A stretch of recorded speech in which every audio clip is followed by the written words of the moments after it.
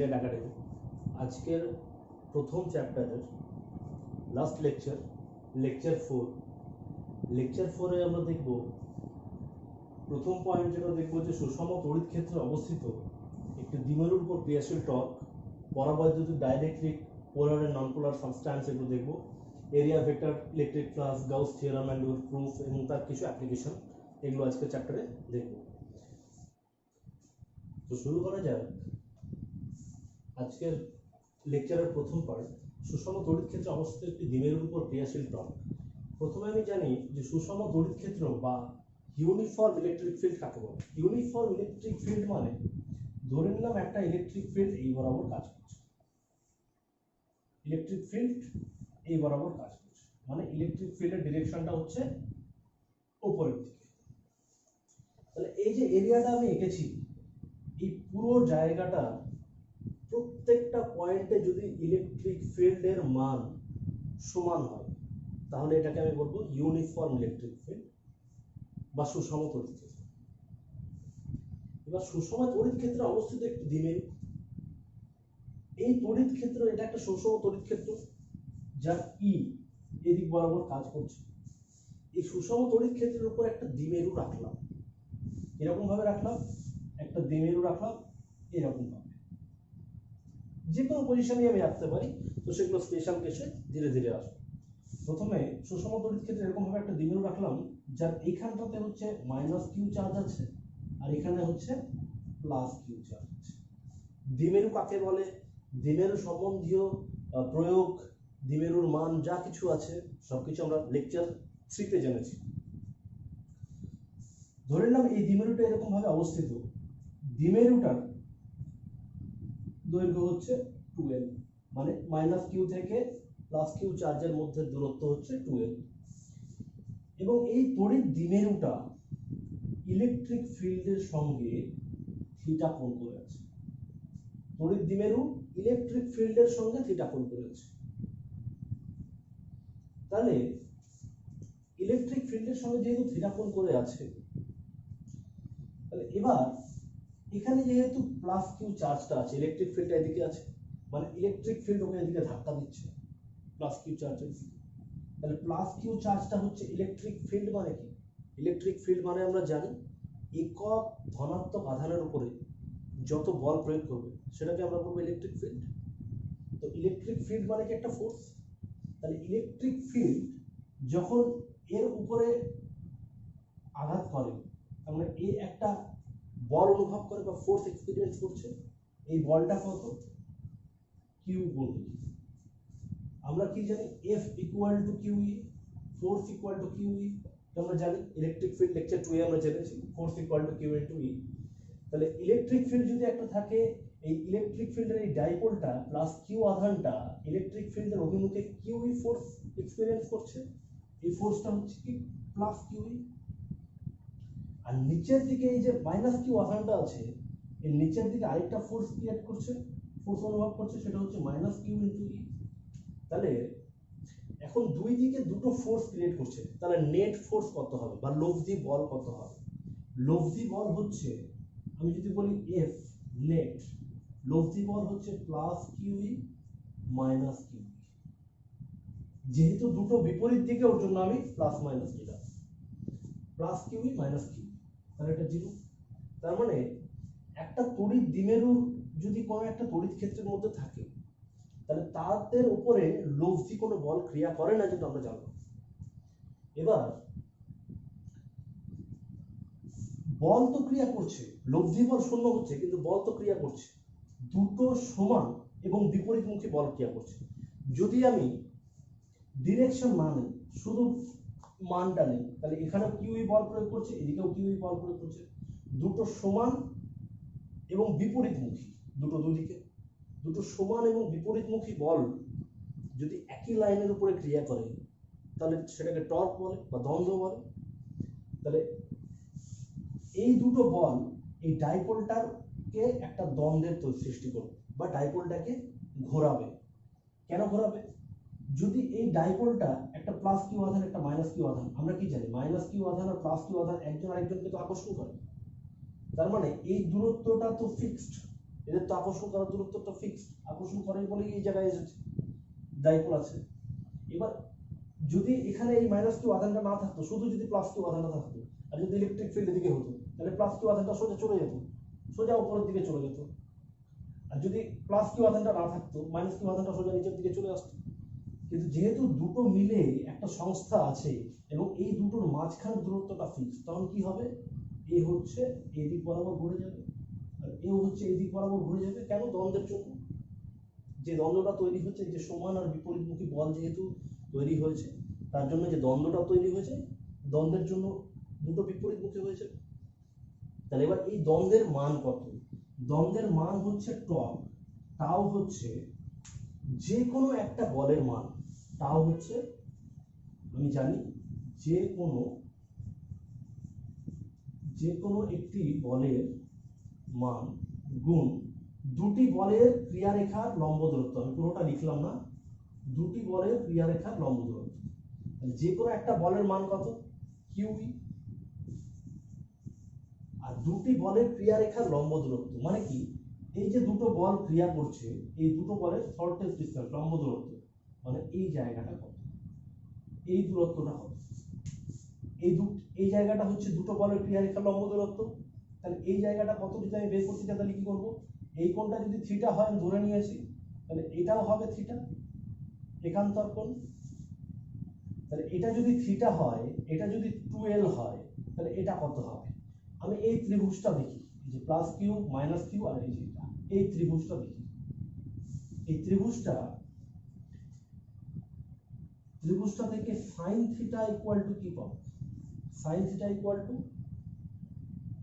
লম্ব বাই অতিভুজ। লম্ব কোণটা এখানে থিটা কোণ, যেহেতু এটা লম্ব হচ্ছে এটা, এর মান যদি আমি x দেখি, তাহলে x ভাগ অতিভুজ কোণটা 2l, তাহলে x সমান কত হলো? x সমান 2l sin থিটা। তার মানে এইটা এতটুকুর লেন্থ হলো 2l sin থিটা। তাহলে এই 2l sin থিটা হচ্ছে দুটো বলের মধ্যে লম্ব দূরত্ব। তাহলে এখানে লম্ব দূরত্বের জায়গায় কি বসবো? 2l sin theta. তাহলে q into e 2l sin theta. আবার ডাইপোল মোমেন্ট বা দ্বিমেরু ভ্রামক p ইকুয়াল টু কি জানি? যে কোনো একটা আধান গুণ দুটো আধানের মধ্যে দূরত্ব। যে কোনো একটা আধান q আর দুটো আধানের মধ্যে দূরত্ব হচ্ছে 2l। তার মানে ডাইপোল মোমেন্ট বা দ্বিমেরু ভ্রামক হচ্ছে p equal to q into 2l। তাহলে এই যে এখানটাতে q আর এই যে 2l, এই দুটোকে একসাথে আমি p লিখতে পারি, pe sin থিটা। ঠিক আছে, pe sin থিটা। তাহলে টাউ ইকুয়াল টু হয়ে গেল টর্কটা, যেহেতু দুটো সমান আর বিপরীতমুখী বল এই ডাইপোলটার উপরে বা দ্বিমেরুর উপরে ক্রিয়া করছে, তার জন্য এই দ্বিমেরুটা একটা টর্ক অনুভব করছে, মানে দ্বন্দ্ব, মানে ঘুরবে, যেহেতু সমান আর বিপরীতমুখী বল ঘুরবে। এই টর্কটা কত পেলাম? হচ্ছে পিই সাইন থিটা। তার মানে টর্কটা নির্ভর করছে এই কোণটার উপরে, থিটার উপরে। থিটা মানে কি? ডাইপোলটা বা দ্বিমেরুটা, এই দ্বিমেরুটা তড়িৎ ক্ষেত্রের সঙ্গে কত কোণে আছে তার উপরে নির্ভর করছে। তাহলে প্রথম কেস, স্পেশাল কেস, প্রথম কেস 1 এ আমি দেখি, কেস 1 এ আমি দেখি যদি থিটাটা হয় 0 ডিগ্রি, থিটা 0 ডিগ্রি মানে কি? এখানে যদি থিটা 0 ডিগ্রি মানে কি? ডাইপোলটা এরকম ভাবে আছে, ডাইপোলটাকে এরকম ভাবে, মানে তড়িৎ ক্ষেত্র বরাবর করছে, মানে এটা এখানটাতে চলে আসলো প্লাস কিউ চার্জটা, আর মাইনাস কিউ চার্জটা এই জায়গাতে চলে আসলো মাইনাস কিউ চার্জটা। কারণ তড়িৎ ক্ষেত্রটা, দ্বিমেরুটা হচ্ছে একদম তড়িৎ ক্ষেত্র বরাবর আছে। যদি থিটা 0 ডিগ্রি হয়, তাহলে টাউ ইকুয়াল টু কি হবে এই ইকুয়েশন থেকে? পি গুণ ই গুণ সাইন 0। সাইন 0 এর মান কত? 0 ডিগ্রি। সাইন 0 এর মান হচ্ছে 0, তাহলে পুরোটা 0 হয়ে গেল টাউ। তাহলে যখন এইরকম ভাবে থাকবে, এরকম সিচুয়েশনে, মানে তড়িৎ ক্ষেত্রের সঙ্গে সমান্তরালে থাকবে, তখন কোনো টর্ক অনুভব করে না, টর্ক 0 হয়। মানে এই দ্বিমেরুটা আর এদিকেও আসবে না, ওদিকেও যাবে। তাহলে এটা হচ্ছে মিনিমাম, সর্বনিম্ন টর্ক। কেস 2 তে আমি দেখি যদি থিটাটা 90 ডিগ্রি হয়। থিটা 90 ডিগ্রি মানে কি? এইরকম ভাবে আছে ডাইপোলটা, এইদিকে আছে প্লাস কিউ আধানটা এই দিকে আছে মাইনাস কিউ অফ থিটা, বোঝা গেল? তাহলে থিটাটা, এই থিটাটা কত হবে? 90 ডিগ্রি হবে। তাহলে থিটা যদি 90 ডিগ্রি হয় তাহলে টাউ ইকুয়াল টু কি হবে? পি গুণ ই গুণ সাইন 90 ডিগ্রি। সাইন 90 ডিগ্রি এর মান কত? 1। তাহলে এটা হবে পি গুণ ই। তাহলে এটা হচ্ছে টাউ ম্যাক্সিমাম বা সর্বোচ্চ ভ্যালু। তাহলে আমরা দেখতে পাচ্ছি যদি তড়িৎ ক্ষেত্রের সঙ্গে লম্বভাবে কোন দ্বিমেরুকে স্থাপন করা হয় তাহলে টর্কের মান হয় সর্বোচ্চ এবং সেই মানটা কত হয়? পি।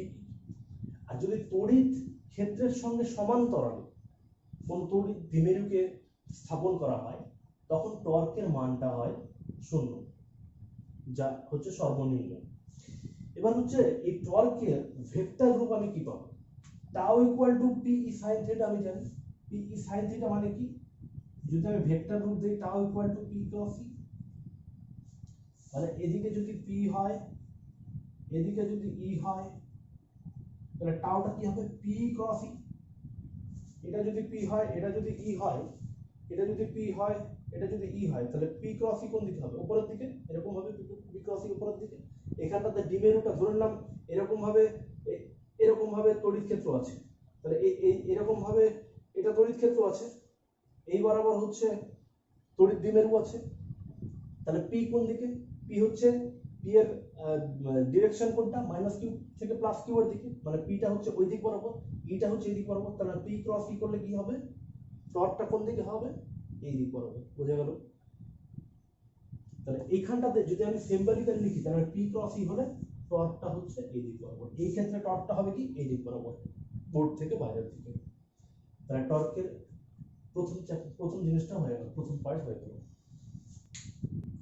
আজকের লেকচারের সেকেন্ড পয়েন্ট হচ্ছে পরাবিদ্যুৎ বা ডাইইলেকট্রিক, মেরুবর্তী ও অমরযুক্ত। যে পরাবিদ্যুৎ কাকে বলে? ডাইইলেকট্রিক মানে হচ্ছে, আমরা জানি যে পদার্থ তিন ধরনের, একটা কন্ডাক্টর, একটা সেমি কন্ডাক্টর আর একটা হচ্ছে ডাইইলেকট্রিক। কন্ডাক্টর মানে হচ্ছে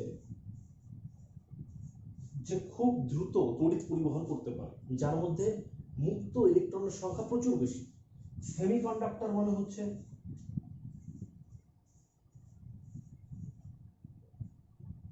মুক্ত ইলেকট্রনের সংখ্যা কম, একে ডোপিং করিয়ে মুক্ত ইলেকট্রনের সংখ্যা বাড়ানো যায়।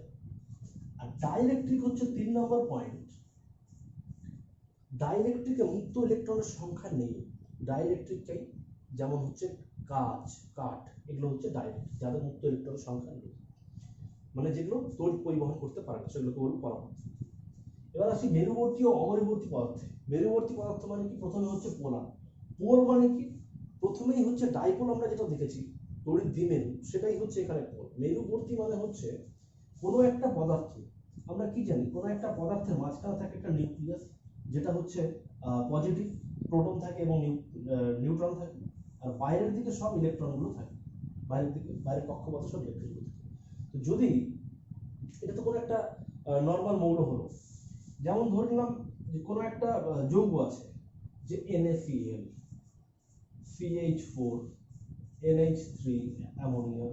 তো এখানে হচ্ছে দুটো মৌল বা তার বেশি মৌল নিয়ে তৈরি হচ্ছে যৌগগুলো। কার্বন হাইড্রোজেন দুটো আছে, নাইট্রোজেন হাইড্রোজেন দুটো আছে, সোডিয়াম আছে, ক্লোরিন আছে, দুটো আছে। তো এরকম ক্ষেত্রে আয়নীয় বন্ধন হতে পারে বা সমযোজী বন্ধন হতে পারে, বিভিন্নভাবে হতে পারে, যেটা আমরা ক্লাস 10 দেখেছি।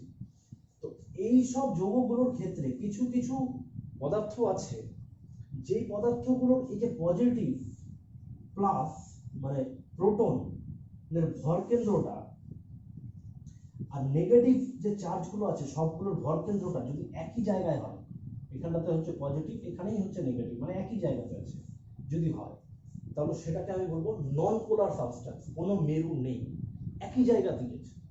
আর যদি এরকম হয় যে পজিটিভ যে চার্জগুলো আছে বা প্রোটনগুলো, তার ভর কেন্দ্র হলো একটা জায়গায়, আর নেগেটিভ চার্জগুলোর ভর কেন্দ্র কিছুটা দূরে হলো, দুটোর ভর কেন্দ্র একই জায়গায়, তাহলে তারা ইনিশিয়ালি প্রাথমিকভাবেই কিন্তু একটা ডাইপোল তৈরি করে নিচ্ছে, একটা মেরু তৈরি করে নিচ্ছে। তো এটাকে বলবো, এই ধরনের পদার্থগুলো বলবো মেরুবর্তী পদার্থ। অমেরুবর্তী পদার্থে একটা খুব ভালো উদাহরণ হচ্ছে মিথেন। আর আর মেরুবর্তী পদার্থের খুব ভালো উদাহরণ হচ্ছে H2O, NH3 এগুলো।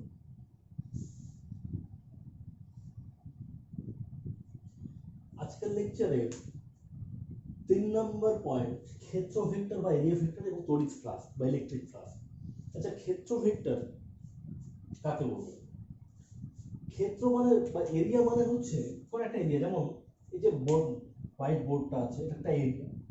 ক্ষেত্র ভেক্টরটা মানে হচ্ছে ফিজিক্সের ভাষায় এরিয়ার হচ্ছে একটা ভেক্টর থাকে, এরিয়ার হচ্ছে একটা ডাইরেকশন থাকে। ফিজিক্সের ভাষায় হচ্ছে কোনো একটা এরিয়া ঠিক পারপেন্ডিকুলারলি বাইরের দিকে পারপেন্ডিকুলার যে ডিরেকশনটা, সেটাকে বলবো এরিয়া ভেক্টর বা ক্ষেত্র ভেক্টর। যেমন এই যে বোর্ডটা হচ্ছে একটা এরিয়া, বোর্ডের ঠিক পারপেন্ডিকুলার এই যে ডিরেকশনটা, এটাকে বলবো হচ্ছে বোর্ডের এরিয়া ভেক্টর। যদি আমি এই মোবাইলটা নেই, তাহলে মোবাইলটা যদি এরকম ভাবে থাকে, তাহলে এর এরিয়া ভেক্টর কোনটা হবে? ঠিক এরকম হবে, একদম ঠিক পারপেন্ডিকুলার, এটা হচ্ছে এর এরিয়া ভেক্টর। যদি কোনো একটা কার্ভ সারফেস থাকে, কোনো একটা কার্ভ সারফেস থাকে, যে এরকম ভাবে কোনো একটা কার্ভ সারফেস থাকলো, তাহলে এর এরিয়া ভেক্টর কোনটা হবে? যে এই কার্ভ সারফেসটা একটা বড় সারফেস, তার মাঝখানে একটা ছোট্ট সারফেস নিলাম, ধরলাম এতটুকু একটা সারফেস নিলাম, এই সারফেসটা ঠিক যে পারপেন্ডিকুলার বাইরের দিকে যেটা লম্ব, সেটাই হচ্ছে এরিয়া ভেক্টর বা ক্ষেত্র ভেক্টর। তাহলে আশা করি ক্ষেত্র ভেক্টর বোঝা হয়ে গেছে। এবার আমি বলি তড়িৎ ফ্লাক্স কি জিনিস। আমরা লেকচার 2 তে তড়িৎ বলরেখা সম্বন্ধে জেনেছি, তড়িৎ বলরেখা আর বলছিল। তড়িৎ ফ্লাক্স হচ্ছে কোনো একটা ক্ষেত্র আছে,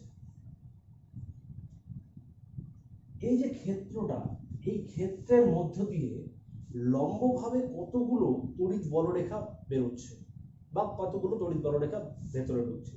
মোট কথা, কোনো একটা ক্ষেত্রের মধ্যে দিয়ে, কোনো একটা এরিয়ার মধ্যে দিয়ে কতগুলো তড়িৎ ফ্লাক্স পাস করছে, সেটাকে আমি বলবো কতগুলো তড়িৎ বলরেখা পাস করছে, সেটাকে আমি বলবো তড়িৎ ফ্লাক্স বা ইলেকট্রিক ফ্লাক্স। তো ধরে নিলাম যে এটা হচ্ছে একটা এরিয়া বা একটা ক্ষেত্র, সেটা হচ্ছে S। এই এরিয়ার উপরে একটা এলিমেন্টারি এরিয়া নিলাম বা খুব ছোট এরিয়া নিলাম, ক্ষুদ্র এরিয়া নিলাম, যেটাকে আমি বলবো ds। আমি একটু আগেই বললাম যে ক্ষেত্র ভেক্টর বা এরিয়া ভেক্টরের ডিরেকশন কোন দিকে হয়। এই যে ছোট এলিমেন্টারি এরিয়া নিয়েছি, এই এলিমেন্টারি এরিয়াটার ঠিক পারপেন্ডিকুলারলি হচ্ছে ওর ডিরেকশন। এই এলিমেন্টারি এরিয়াটার ডিরেকশন আমি ধরে নিলাম এরকম ds, একটা ভেক্টর দেবো, তার ডিরেকশন যখন বোঝাবো। এবার ধরে নিলাম এর ভেতরে কতগুলো আধান আছে, এর ভেতরে একটা আধান আছে। এই আধানের জন্য চারিদিকে তো ইলেকট্রিক ফিল্ড তৈরি হবে, যেটা আমরা জেনেছি। তো ইলেকট্রিক ফিল্ডের ডিরেকশন আমি ধরলাম এইদিকে। তাহলে যদি ইলেকট্রিক ফিল্ডের ডিরেকশন এদিকে হয়, তড়িৎ ভেক্টর এরিয়া ভেক্টরের ডিরেকশন এদিকে হয়, এবং দুটোর মাঝখানের কোণ যদি থিটা হয়, তাহলে এবার আমি বলতে পারি যে এই যে তড়িৎ ক্ষেত্রের অভিমুখ, এটি তো বলরেখার অভিমুখ, তাহলে এই বলরেখাটা কতটা অংশ এই লম্ব বরাবর যাচ্ছে, এটা বলতে পারি। কিভাবে বলতে পারি? এটা হচ্ছে ভেক্টর ক্লাস 11 এ ভেক্টরের যখন আমি উপাংশ পড়েছিলাম, তখন আমি জেনেছিলাম E ডট ds হয়। E ভেক্টরটা কতটা ds বরাবর যাচ্ছে, সেটা হচ্ছে E ডট ds হয়। তো এটাই হচ্ছে তড়িৎ ফ্লাক্স, মানে হচ্ছে কোনো একটা ক্ষেত্র ভেক্টরের মধ্যে দিয়ে, কোনো একটা এরিয়া ভেক্টরের মধ্যে দিয়ে, এরিয়া ভেক্টরের যে ডিরেকশন, সেই ডিরেকশন বরাবর যতগুলো বলরেখা বা লাইনস অফ ফোর্স, মানে সেই বরাবর যতগুলো লাইনস অফ ফোর্স যায়, সেটাকে আমি বলবো তড়িৎ ফ্লাক্স। তড়িৎ ফ্লাক্স হচ্ছে E ডট ds, সেটাকে আমি d phi দিয়ে আমি চিহ্নিত করলাম, সিমেট্রিক্যালি লিখলাম d phi, তাহলে E ডট ds হয়ে গেল। তাই E, তো এটা হচ্ছে এতটুকু এরিয়ার জন্য যদি আমি d phi নিই, তাহলে এই সমগ্র এরিয়ার জন্য আমি কি নেব? সমগ্র এরিয়ার জন্য আমি যদি phi নিই, তার মানে phiটা হচ্ছে d phi-টাকে ইন্টিগ্রেশন করতে হবে। কেন ইন্টিগ্রেশন করব? যেহেতু এটা একটা কন্টিনিউয়াস বডি, তার জন্য ইন্টিগ্রেশন করব। তাহলে d phi হচ্ছে ইন্টিগ্রেশন করলাম, ইন্টিগ্রেশন করে আমি কি পাবো? E dot ds just d phi এর মানটা বসিয়ে দিলাম। এটা হচ্ছে সারফেস ইন্টিগ্রাল, যেহেতু সারফেসের উপর ইন্টিগ্রেশন করব। পরে হচ্ছে ইন্টিগ্রেশনের মান বসিয়ে যখন নিউমেরিক্স করব, তখন দেখব ইন্টিগ্রেশনের মান বসিয়ে phi এর মান বিভিন্নভাবে বের করতে হচ্ছে।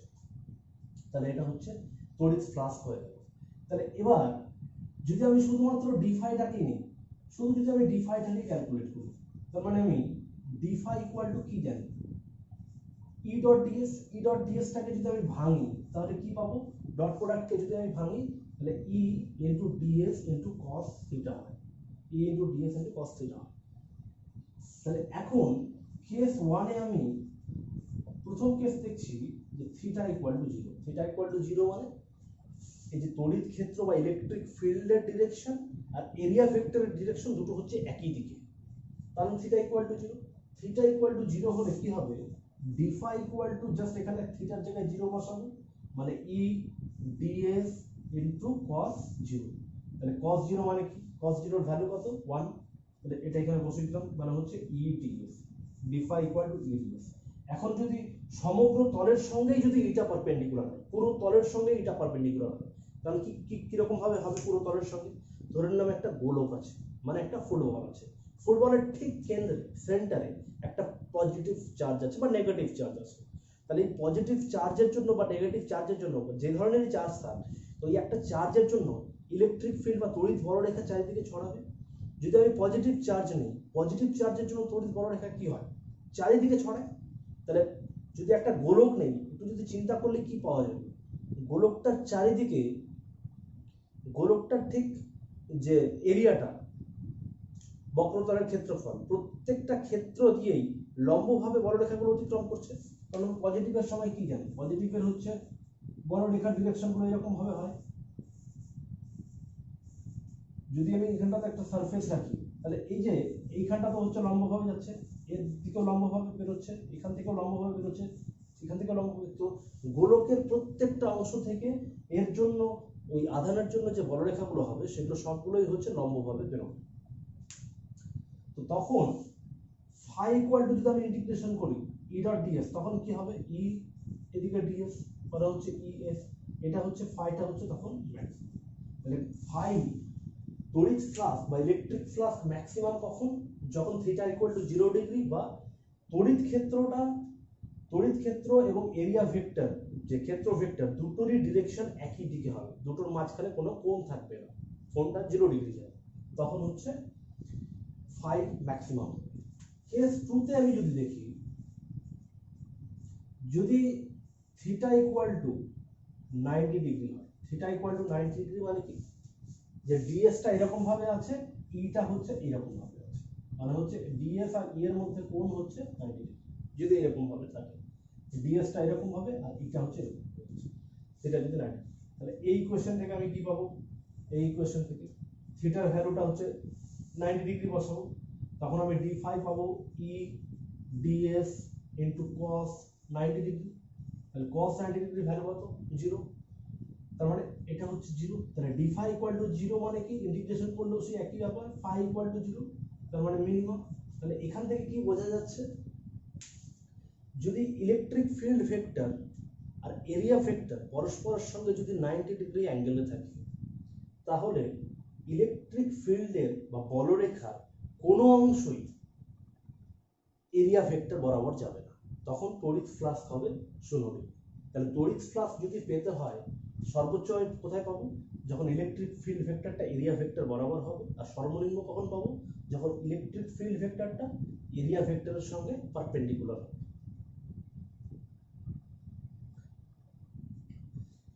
তাহলে তড়িৎ ফ্লাক্স বোঝা হয়ে গেল। এরপরে আমি আসি তড়িৎ ফ্লাক্সের একক কি, ফাই এর একক। ফাই এর একক, ফাই মানে কি, ফাই মানে আমি জানি E dot ds, d phi equal to জানি, ফাই ইকুয়াল টু ইন্টিগ্রেশন।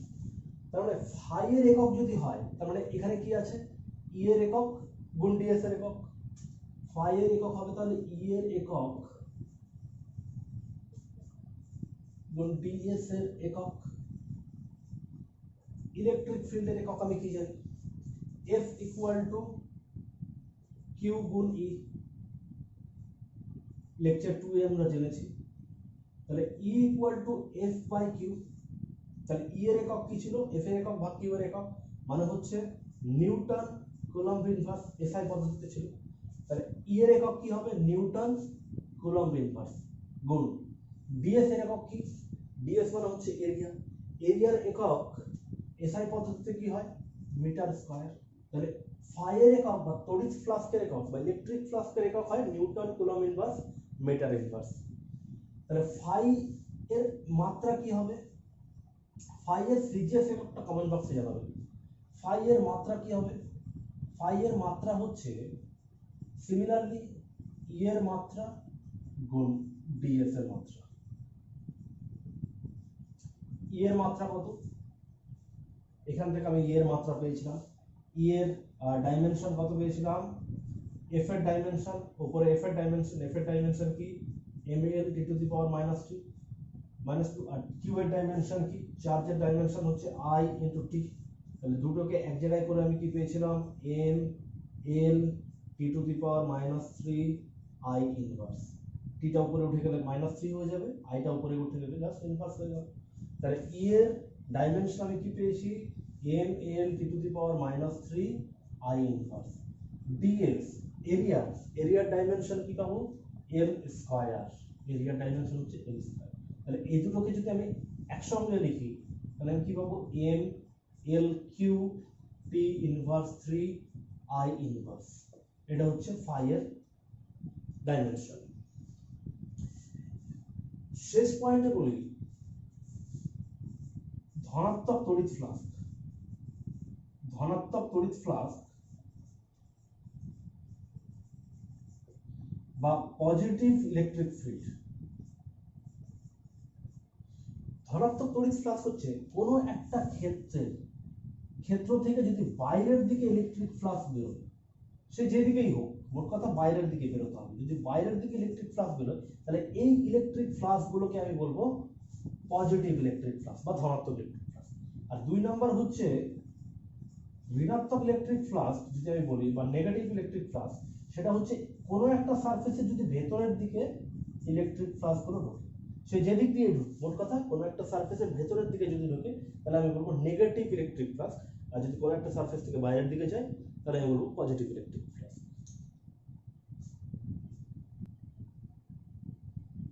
আজকের লেকচারের 4 নম্বর পয়েন্ট হচ্ছে গাউসের উপপাদ্য বিবৃতি ও প্রমাণ। Gauss theorem statement and proof হচ্ছে কি করব? গাউস থিওরাম হচ্ছে কোনো একটা বদ্ধ তলে, ধরে নাও একটা বদ্ধ তল আছে। বদ্ধ তল মানে হচ্ছে ক্লোজড সারফেস। যেমন সেটা হতে পারে একটা কিউব, ঘনক হতে পারে, একটা স্ফিয়ার হতে পারে বা গোলক হতে পারে, একটা সিলিন্ডার হতে পারে, কিন্তু ক্লোজড হতে হবে, বদ্ধ হতে হবে, চারিদিক থেকে বন্ধ হতে হবে। একটা ক্লোজড সারফেস যদি থাকে, ক্লোজড সারফেসের মধ্যে কিছু পরিমাণ যদি কিউ পরিমাণ চার্জই থাকে, তাহলে এই কিউ পরিমাণ চার্জের জন্য এই কিউটা থেকে চারিদিকে বলরেখা বেরোবে। যদি কিউটা পজিটিভ প্লাস কিউ হয় তাহলে কি হবে? এই দিক থেকে বলরেখাগুলো চারিদিক থেকে বেরোবে বলরেখাগুলো। তাহলে বলরেখাগুলো চারিদিকে বেরোবে মানে কি? ইলেকট্রিক ফ্লাস্কও প্রত্যেকটা জায়গায় পাওয়া যাবে। এই জায়গাটা তো ইলেকট্রিক ফ্লাস্ক পাওয়া যাবে, এই জায়গাটা তো ইলেকট্রিক ফ্লাস্ক পাওয়া যাবে, প্রত্যেক জায়গায় ইলেকট্রিক ফ্লাস্ক পাওয়া যাবে। ইলেকট্রিক ফ্লাস্ক কি হয় আমি একটু আগেই জেনেছি। তাহলে কত ইলেকট্রিক ফ্লাস্ক পাওয়া যায়?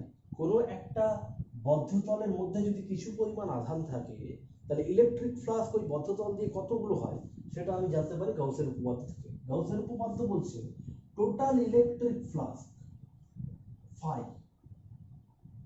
টোটাল ইলেকট্রিক ফ্লাস্ক হচ্ছে ফাই। ফাই মানে কি? Integration E dot ds. তো এই যে এইটা টোটাল ইলেকট্রিক ফ্লাস্কটা, এটা হবে কি? এটা ইকুয়াল টু 1/ε গুণ কিউ। কিউ মানে হচ্ছে এই বদ্ধতলের মধ্যে যতগুলো চার্জ থাকবে সেই চার্জ।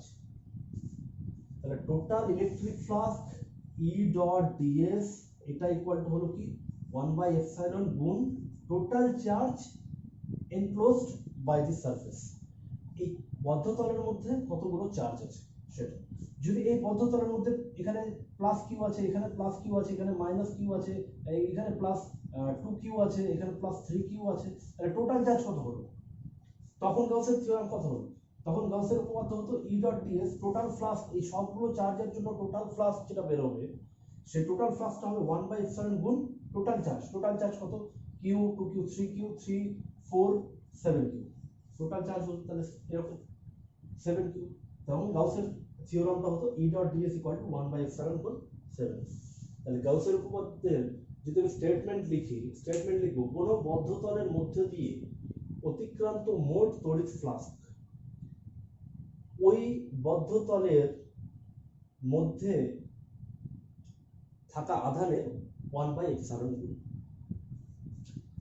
যদি এই বদ্ধতলটা যদি এপসাইলন পরাবৈদ্যুতিক ধ্রুবকের কোনো মাধ্যমে থাকে তাহলে হবে 1 বাই এপসাইলন গুণ কিউ।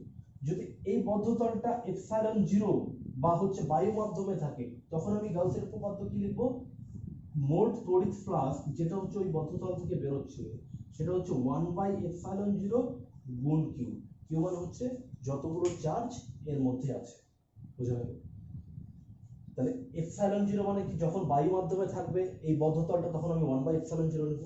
এপসাইলন পারমিটিভিটি বা এপসাইলন তড়িৎ ভেদ্যতার যদি কোনো মাধ্যমে থাকে তখন আমি সেটাকে নেব 1 বাই এপসাইলন গুণ কিউ। এবার আসি গাউসের উপপাদ্যের প্রমাণের ক্ষেত্রে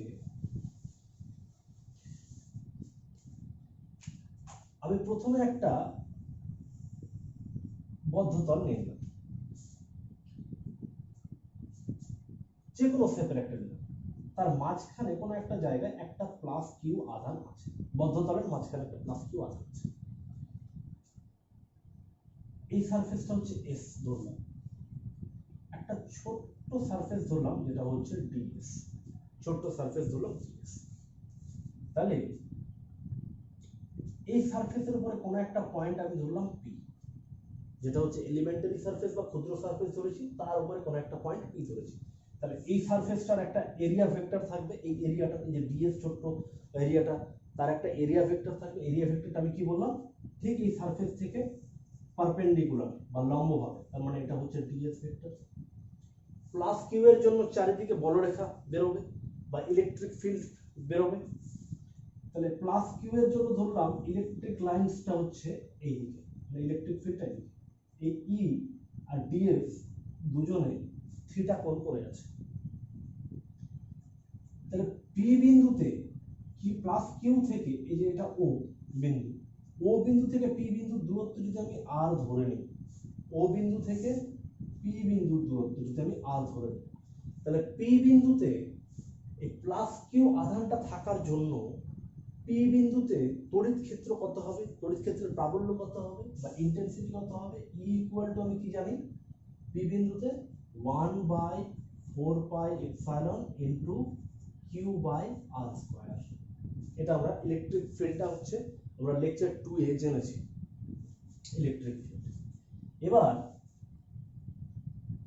এই ডিএস এরিয়া দিয়ে তড়িৎ ফ্লাক্স কতটা বেরোবে সেটা আমি গাউসের উপপাদ্য থেকে আমি কি পেলাম, তড়িৎ ফ্লাক্স কতটা বেরোবে, তড়িৎ ফ্লাক্স হচ্ছে ডি ফাই ইকুয়াল টু আমি কি জানি, E dot ds, d phi equal to E dot ds. তাহলে ই ডট ডিএস যদি হয় তাহলে ই ডিএস ডট প্রোডাক্টটাকে যদি আমি ভাঙি তাহলে কি পাবো, cos থিটা।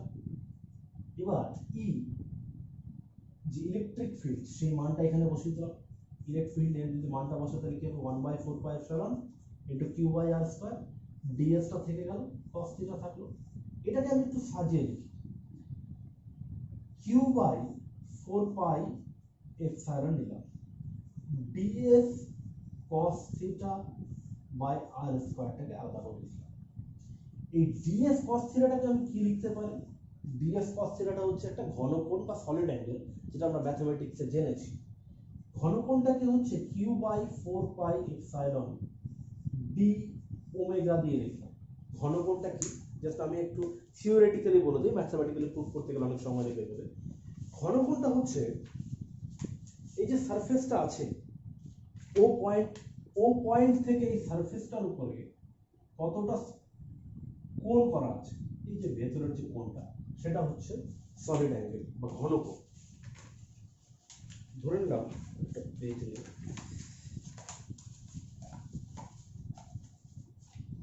ধরে নিলাম এটা ঠোঙা, এটা একটা সারফেস, এই যে এটা একটা সারফেস, এটা হচ্ছে ও বিন্দুটা, এই ও বিন্দুটা হচ্ছে এটা, এটা একটা সারফেস। এই যে সারফেসটা এই যে সোজাটা এই সারফেসটা হচ্ছে ডিএস, এদিকে পুরো হচ্ছে বদ্ধতলটা আছে, এই সারফেসটা হচ্ছে ডিএস। এই ডিএস এর দিকে তার মানে ডিএস ভেক্টরের দিক কোনটা হবে, ঠিক এরকম বরাবর, এরকম বরাবর। এবার ধরলাম ও বিন্দুতে প্লাস কিউ চার্জের জন্য ইলেকট্রিক ফিল্ডের ডিরেকশনটা এই বরাবর হচ্ছে, ডিএস ভেক্টরটা এই বরাবর, ইলেকট্রিক ফিল্ড ভেক্টরটা ঠিক একটু অ্যাঙ্গেল করে, থিটা অ্যাঙ্গেল করে আছে। তাহলে এই যে কোণটা ভেতরের দিকে যে কোণটা হবে, ভেতরের দিকে যে কোণটা, এই কোণটা হচ্ছে ডি ওমেগা। পুরো সারফেসের জন্য হচ্ছে ডি ওমেগাকে ইন্টিগ্রেশন করলে আমি পুরো সারফেস পেয়ে যাব। ডি ওমেগার ফুল ভ্যালু আমরা ম্যাথমেটিক্সে জেনেছি 4 পাই। তাহলে ডি ফাই হচ্ছে তড়িৎ ফ্লাক্স হচ্ছে শুধু এই ডিএস এরিয়ার জন্য। তাহলে এখন সমগ্র এরিয়ার জন্য তড়িৎ ফ্লাক্স কত হবে, phi equal to integration over E dot DS. E dot ds যদি আমি phi equal to E dot ds মানে ডি ফাই এর ইন্টিগ্রেশন করলাম, তাহলে ই ডট ডিএস এর ভ্যালু আমি একেবারে এটা বসাচ্ছি, ই ডট ডিএস এর ভ্যালু এটা পেয়েছি, একেবারে এটা বসাচ্ছি, Q by 4 pi epsilon into d omega, Q by 4 pi epsilon বাইরে চলে আসলো ইন্টিগ্রেশন, কারণ পুরোটাই কনস্ট্যান্ট টার্ম, ডি ওমেগা। আমরা কি জানি ডি ওমেগা, এই প্রমাণটা আমি করে দিচ্ছি না, ডি ওমেগাটা যদি প্রমাণ লাগে আমি নেক্সট উইথ কমেন্ট সেকশনে গিয়ে আমাকে কমেন্ট করো, প্রমাণটা আমি তারপরে নিউমেরিক্স এর সাথে দিয়ে দেবো। তাহলে কিউ বাই 4 পাই এপসাইলন হলো কিউ বাই 4 পাই এপসাইলন, আর ডি ওমেগার যখন আমি ইন্টিগ্রেশন করব পুরো বদ্ধতলের জন্য তখন আমি কি পাবো, এর ভ্যালু 4 পাই। তাহলে এইখানে 4 পাই আর নিচের 4 পাই ক্যান্সেল আউট করে দিলে থাকবে কি কিউ বাই এপসাইলন। তাহলে এইখান থেকে এটাই গসের থিওরেম ছিল যে টোটাল ফ্লাক্স কতটা বের হচ্ছে সেটা কি হবে 1 বাই এপসাইলন গুণ এই বদ্ধতলের মধ্যে কত চার্জ আছে, এটাই গসের থিওরেম। তাহলে গসের থিওরেমটা প্রুফ হয়ে গেল। এবার গাউসের থিওরেমটাকে একটু আলাদাভাবে প্রুফ করি। গাউসের থিওরেমটাকে আমি কি বললাম, এই ছবিটা থাক, আরেকটা সারফেস। গাউসের থিওরেমটাকে বললাম যে phi equal to E dot ds, মানে এটাই তো ফাই তড়িৎ ফ্লাক্স, এটা ইকুয়াল টু 1 বাই এপসাইলন গুণ কিউ, মানে কিউটা হচ্ছে এই বদ্ধতলের মাঝখানে, বদ্ধতলের মধ্যে যতটা চার্জ আছে, আমি বারবার বলছি যে বদ্ধতলের মধ্যে যতটা চার্জ আছে। যদি বদ্ধতলের বাইরে চার্জ থাকে তাহলে কি হবে, বদ্ধতলের বাইরে চার্জ থাকলে ভেতরে তো কোনো চার্জ নেই, তখন ই ডট ডিএস কত হবে, তড়িৎ ফ্লাক্স কত হবে 1 বাই এপসাইলন। এই বদ্ধতলটার বাইরে যদি প্লাস কিউ চার্জ থাকে, এর ভেতরে যদি কোনো চার্জ না থাকে, তখন ভেতরে আমি বাইরে যত চার্জই থাকুক না কেন সেটা কোনো ব্যাপার না, জাস্ট ভেতরে কতগুলো চার্জ আছে সেটা আমাকে দেখতে হবে। ভেতরে যদি কোনো চার্জ না থাকে তাহলে এটা কি লিখবো, জিরো, তার মানে তড়িৎ ফ্লাক্স জিরো। তো এটা আমি এবার প্রুফ করে দেখাবো। ধরেন না একটা বদ্ধতল আছে যার বাইরের দিকে এখানটাতে হচ্ছে প্লাস কিউ চার্জ আছে, এই প্লাস কিউ চার্জের জন্য ইলেকট্রিক ফিল্ড এরকম ভাবে যাচ্ছে। তো এই পয়েন্টটা আমি নিলাম পি, এই পয়েন্টটা আমি নিলাম, এখানটাতে একটা ছোট্ট সারফেস নিলাম, এটাকে আমি লিখলাম ds2, আর এখানটাতে একটা ছোট্ট সারফেস নিলাম, এটাকে আমি লিখলাম ds1। এই ds1 ভেক্টরটা পিটা হচ্ছে এই জায়গাটাতে, পিটা মাঝখানে নিলাম, আর কিউটা হচ্ছে এখানটাতে। ds এর ভেক্টরটা কোন দিকে, এই ds1 এর সঙ্গে লম্ব হবে, ds ভেক্টরটা ইলেকট্রিক ফিল্ড ভেক্টরটা এদিকে, এটা থিটা। ds2 ভেক্টরটা এদিকে, ইলেকট্রিক ফিল্ড ভেক্টরটা এদিকে, এটা থিটা। থিটা 1 থিটা 2 দেওয়া যায়, একই ব্যাপার, থিটা 1 থিটা 2 দেওয়া একই ব্যাপার। তো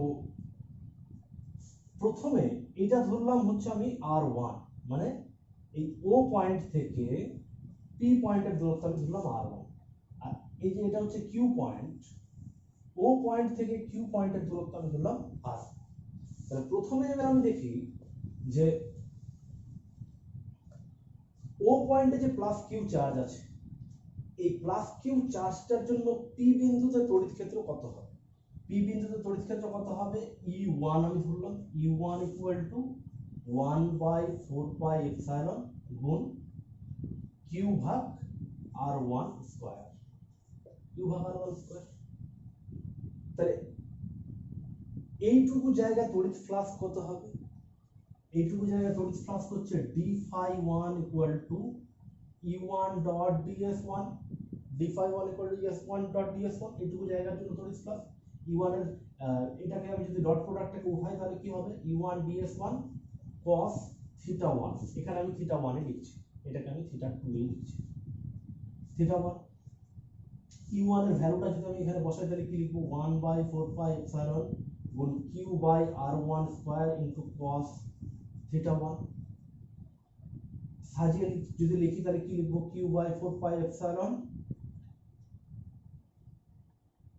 একটা ds1 টা এখানে ছাড়া দেবো, ds1 cos θ1 ভাগ r1 স্কয়ার, এটা হচ্ছে d∅1 ইকুয়াল টু লিখবো।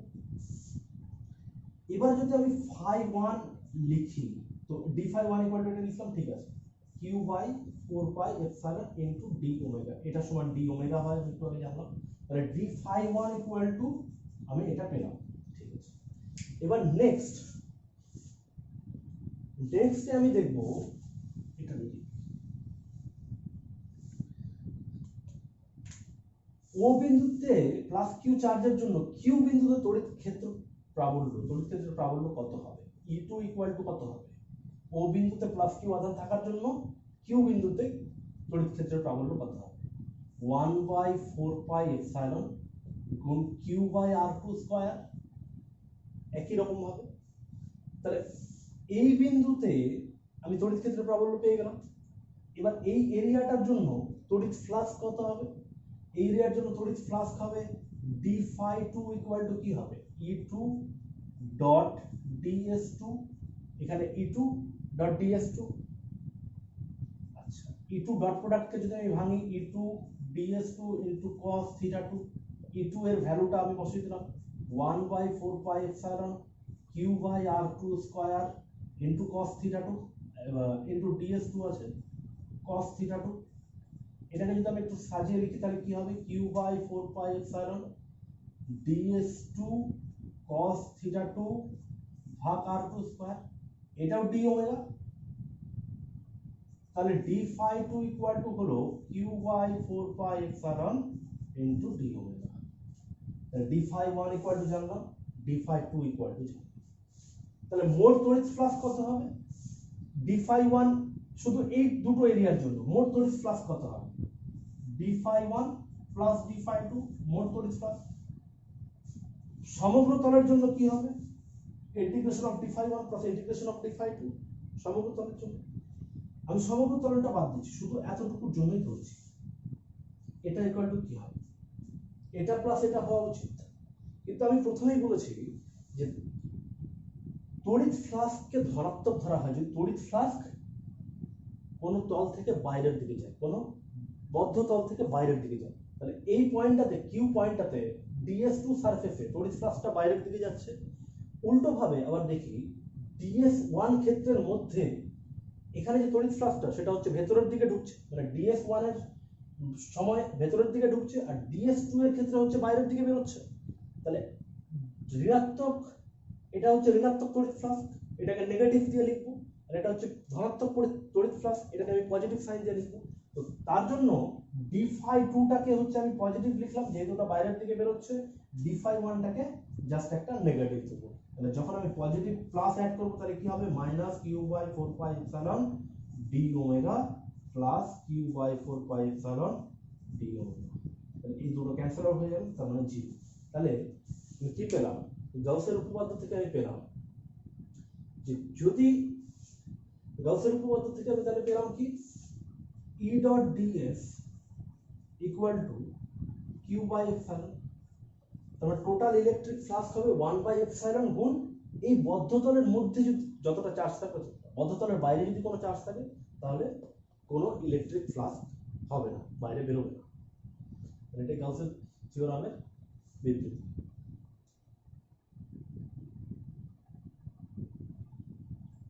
এরপরে আসি গাউসের উপপাদ্যের কিছু প্রয়োগে। প্রথমে দেখব বিন্দু আধানের জন্য কোন বিন্দুতে ক্ষেত্র প্রাবল্য। বিন্দু আধান মানে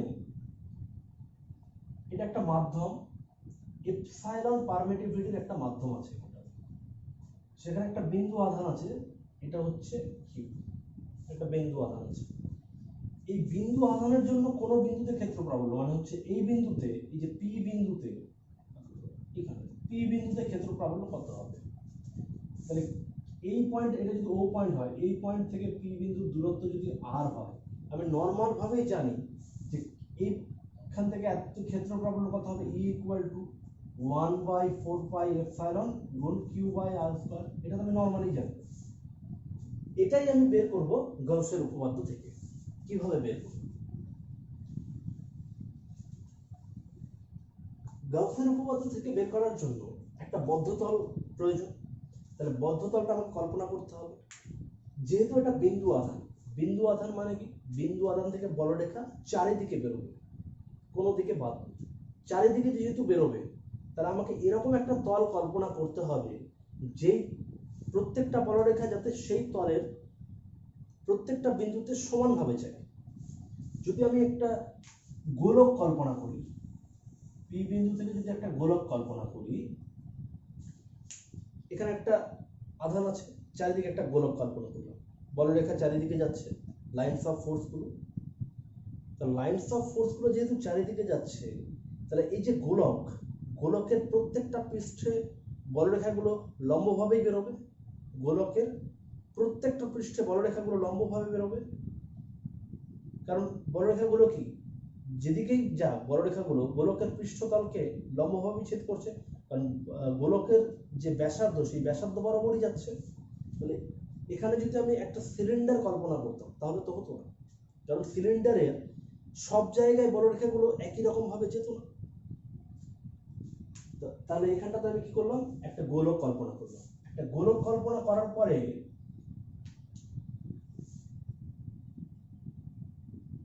গাউসের উপপাদ্য অনুযায়ী আমি কি জানি? Electric flux, total electric flux E dot ds, এটা ইকুয়াল টু 1/এপসাইলন গুণ এর মধ্যে যত আধান আছে, টোটাল ইলেকট্রিক ফ্লাক্স, এটা সারফেসের টোটাল ইলেকট্রিক ফ্লাক্স হচ্ছে এটা। এটা গাউসের উপপাদ্য অনুযায়ী জানি। এবার যখন একটা গোলক কল্পনা করেছি, এই জায়গাটা তো আমি একটু ভালো করে দেখি, এটা এস সারফেস, এই ছোট্ট একটা সারফেস নিলাম যেটা হচ্ছে ডিএস সারফেস। গোলক যেহেতু কল্পনা করেছি, কিউ থেকে ই এর ভেক্টরটা কোন দিকে? একদম ঠিক এই বরাবর, লাইনস অফ ফোর্স বা ইলেকট্রিক ফিল্ডের ভেক্টরটা ঠিক একই দিকে এই বরাবর, মানে হচ্ছে এই গোলকের এই পৃষ্ঠের সঙ্গে লম্ব বরাবর, গোলকের পৃষ্ঠের সঙ্গে লম্ব বরাবরই যাবে, সবগুলো চারিদিকে লম্ব বরাবর যাবে। আর এই ডিএস ভেক্টরটাও কি সেম এই লম্ব বরাবর, এদিকে ডিএস ভেক্টরটা। তাহলে ই আর ডিএস এর মধ্যে কোণ কত গোলকের ক্ষেত্রে? 0 ডিগ্রি। তাহলে এটাকে যদি আমি ভাঙি, তাহলে আমি কি পাবো? ই ডিএস cos থিটা। এই থিটাটা কি? থিটাটা ছিল হচ্ছে ই আর ডিএস এর মধ্যে অ্যাঙ্গেল, এটা ইকুয়াল টু হচ্ছে 1/এপসাইলন গুণ কি। তাহলে এখানটাতে cos থিটার জায়গায় cos 0 বসাবো। তাহলে cos 0 যদি আমি বসাই, তাহলে একবারেই করি, cos 0 মানে হচ্ছে 1, তার মানে এই পার্টটা থাকবে না, তার মানে তখন আসলো হচ্ছে কি E dot ds equal to 1/এপসাইলন। তাহলে E ডট ds, এটা তো ইউনিফর্ম, এটা বাইরে চলে আসলো, ds টা হচ্ছে ইন্টিগ্রেশনের মধ্যে, এটা ইকুয়াল টু কি থাকবে? 1/এপসাইলন গুণ কি। ds টা এরিয়াটা, এতটুকু এরিয়া নিয়েছি, পুরো তলটা কত হবে? এই যে এখান থেকে এতটুকু, পিটা তো সারফেসের উপরে আছে, পি থেকে তো তলটা কল্পনা করেছি, তার মানে এখান থেকে এতটুকু দূরত্ব যদি আমি আর নিই, তার মানে এই গোলকটা যেটা কল্পনা করেছি তার ব্যাসার্ধ আর, তাহলে গোলকের ব্যাসার্ধ যদি আর হয়, তাহলে গোলকের সমগ্র তলের ক্ষেত্রফল কত হবে? টোটাল এরিয়া কত হবে স্ফিয়ারটা? 4πr²। তাহলে এটা ইকুয়াল টু ডিএস এর ভ্যালু হচ্ছে ইন্টিগ্রেশন ওভার ডিএস এর ভ্যালু 4πr², এটা ইকুয়াল টু 1/এপসাইলন ইনটু কিউ, তো কিউ বাই এপসাইলন লিখব। তাহলে এখান থেকে আমি কি পাবো? ই ইকুয়াল টু 4πr²টা এদিকে চলে যাবে, 1/4πr² into Q by epsilon. এটাকে আমি জাস্ট একটু সাজিয়ে যদি লিখি যে E equal to 1/4π Q by r², same আগের ভ্যালুটা পেয়ে গেল। তাহলে কোনো একটা বিন্দু আধানের জন্য কোনো বিন্দুতে ক্ষেত্র প্রাবল্য আমি নরমালি যেটা পেয়েছিলাম গাউসের উপপাদ্য প্রয়োগ করেও ঠিক একই রকম ভাবে পেলাম। এরপর নেক্সট প্রয়োগ দেখব, 2 নম্বর প্রয়োগ, সুষমভাবে আহিত পাতলা গোলীয় খোলকের জন্য কোনো বিন্দুতে ক্ষেত্র প্রাবল্য কত হবে? পাতলা গোলীয় খোলক মানে হচ্ছে একটা থিন স্ফিয়ার। ধরলাম একটা পাতলা গোলীয় খোলক আছে, এই খোলকটা হচ্ছে সেন্টার হচ্ছে ও, কেন্দ্র, খোলকটার হচ্ছে রেডিয়াস হচ্ছে আর। এই পুরো খোলকটার মধ্যে কিউ অ্যামাউন্ট চার্জ আছে, কিউ পরিমাণ চার্জ আছে। এই খোলকটা থেকে এক্স দূরত্বে, এখান থেকে এক্স দূরত্বে, কেন্দ্র থেকে এক্স দূরত্বে একটা পয়েন্ট নিলাম পি।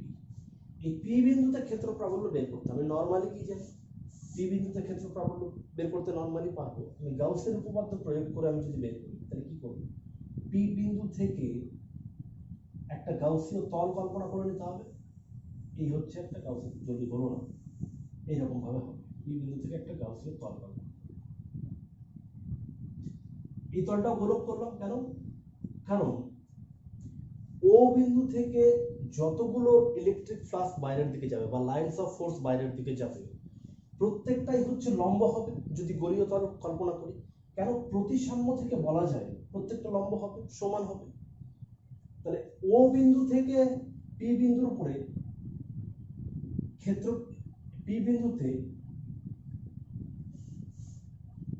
যদি দূরত্ব x হয়, এটা যদি আমি s সারফেস কল্পনা করি, এইটুকু সারফেসকে যদি আমি ds আর ds যদি ধরি, তাহলে আমি গাউসের উপপাদ্য অনুযায়ী কি পাই, total flux phi, total flux ফাইটা কত হবে, e ডট ds, এটা equal to q by epsilon, গাউসের উপপাদ্য অনুযায়ী এটা পাই। তাহলে e dot ds equal to q by epsilon যদি হয়, e ডট ds টাকে আমি যদি ভাঙি তাহলে কি পাবো, e into ds into cos theta, এটা equal to q by epsilon. ভেতরে টোটাল চার্জ কত আছে q, ওর জন্য q থাকলো।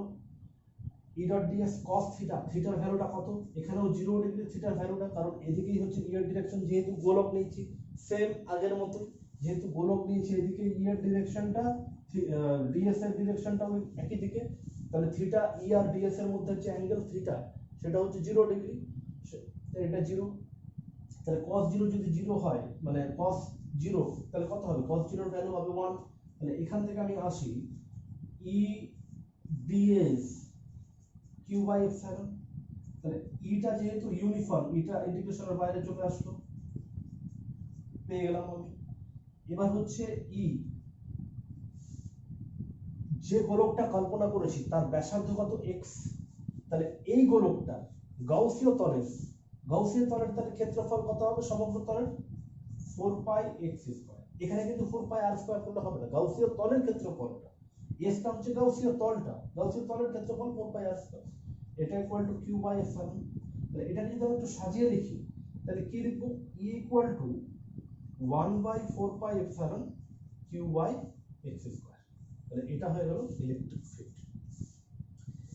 নেক্সট হচ্ছে ধরে নিলাম এই যে বিন্দু খোলকটা আছে, এটা ও, এটা আর, এটাই আমি এখানে আঁকলাম। এটা খোলক, খোলক মানে হচ্ছে